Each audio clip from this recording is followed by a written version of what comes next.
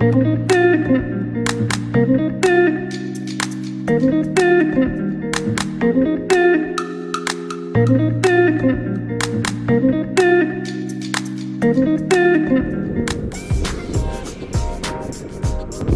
what's up guys, it's Judy Torres. So panibagong vlog na naman. So bago ko simulan yung ating vlog, salamat nga pala sa mga taong sumusuporta sa aking YouTube channel. We're almost at 2,000 subscribers. So thank you very much talaga sa mga taong sumusuporta sa aking YouTube channel. So ngayon nga guys, may isang lugar tayong papuntahan na which is hindi natin alam at hindi natin napuntahan before. So ngayon nga, isa tong adventure which is lugar na hindi natin alam. So ngayon, susundan na natin yung ating mga kaibigan sa yung ating mga kasama ngayon. So guys, napapansin niyo sa aking YouTube channel. So always tayo na naliligo ng dagat or free diving. Ito nga guys, dahil nga ayoko ko muna kasi pumunta sa mga crowded na lugar which is city. So kaya dito muna ako sa lugar namin which is malapit lang sa sa dagat. Kaya why not try naman dito sa ibang parte ng lugar namin. So ngayon nga, yun yung dahilan kung bakit puro na lang free diving yung ating mga content. So napapansin ko kasi sa mga TCH photographer na talagang overcrowded na talaga sa TCH, which is yung dati nating pasyalan guys. Remember din nyo, almost all ng mga vlogs ko ay doon talaga. So ngayon nga, ito naman yung bagong eco-content natin which is sa dagat na naman. So parati kasi tayong nasa bundok, kaya ngayon dito naman tayo sa dagat. Yun yung dahil kaya hindi tayo pumupunta sa TCH which is yarang marami ng mga riders, tsaka hindi naman sinasabi kong hindi sila sumusunod sa mga health protocol. So still na follow sila sa health protocol, pero ayaw ko lang talaga kasi iwas na lang tayo sa sakit. Kaya yun, dito muna tayo sa ating lugar which is malapit lang naman tayo at saka hindi naman gaano karami yung mga taong naliligo. So yun.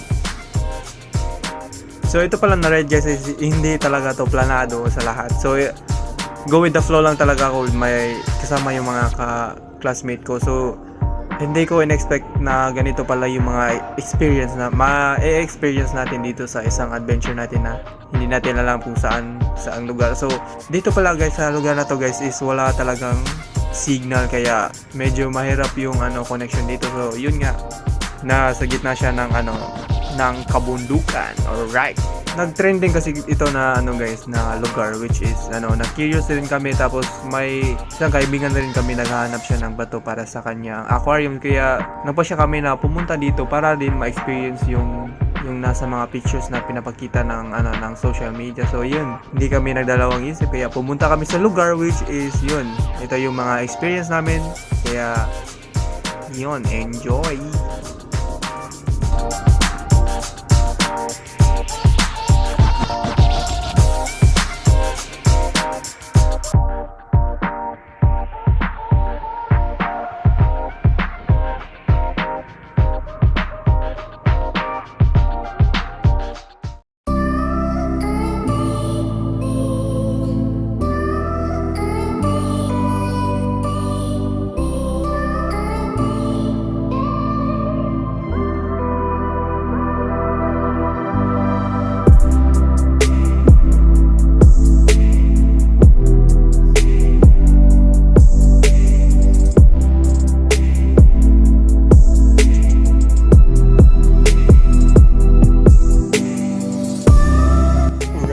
Adventure.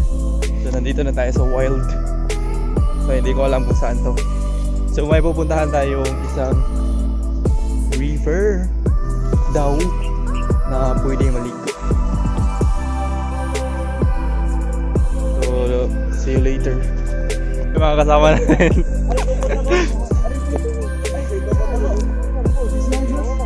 Murag mo naman nilas, di ba? Oo. Ito wala naman. Doon na kayo. Ari nangyari bas may mahog yan na mas. So medyo malayo pa tayo, so doon tayo dadaan pababa.